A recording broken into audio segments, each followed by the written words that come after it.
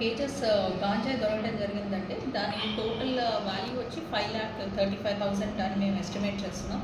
దీంట్లో వచ్చి టోటల్గా ముగ్గురు అక్యూజ్డ్ ఉన్నారు. అందులో ఇద్దరు వచ్చేసి journalist. So we are not disclosing the names of them. ఒకరు వచ్చి ముంచింపుట్టు, ఇంకొకరు పెద్దబాయిలు మండలానికి చెందిన వాళ్ళు. అండ్ ఇంకొక అతను వచ్చేసి ఎప్పుడైతే మన వెహికల్ చెకింగ్ చేస్తున్నామో ఆ రెస్పెక్టివ్ ఆటో నుంచి దూకి పారిపోవడం జరిగింది. అతను చెన్నై వాసుడుగా గుర్తించడం జరిగింది. అతనే యాక్చువల్గా సోర్స్ ఎక్కడి నుంచి తీసుకొచ్చాడు అంటే అతనే తీసుకొచ్చాడు. వీళ్ళిద్దరు పిల్లల్ని వాళ్ళు ఏంటంటే ట్రాన్స్పోర్టేషన్ కోసం యూజ్ చేసుకోవడం జరిగింది. అండ్ డెస్టినేషన్ చెన్నైకి తీసుకెళ్ళి అక్కడే అతను అమ్ముతాడు అని చెప్పి మాకు ఇన్ఫర్మేషన్ ఉంది. అతను రాగానే మేము ఇన్ఫార్మ్ చేస్తాం. వాళ్ళ వయసు వచ్చేసి 16 ఏళ్ళు పిల్లలు ఇద్దరిది. ఒక ఆయన పెద్దబాయిలు, ఒక ఆయన ముంచింపుట్ట గ్రామానికి చెందిన ఆయన.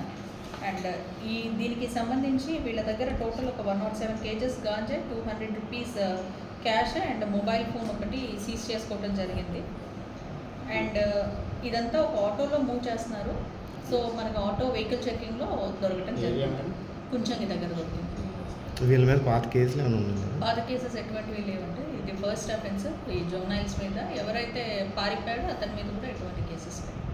అండ్ దీనికి సంబంధించి inspector Ravikumar garu and HC Sombabu and PC Venkatrao and PC Rajababu and RK Naidu PC మంచి వర్క్ చేసి వీళ్ళని పట్టుకోవడం జరిగింది. మేము సబ్ డివిజన్ తరఫున వాళ్ళని అప్రిషియేట్ చేస్తున్నాం.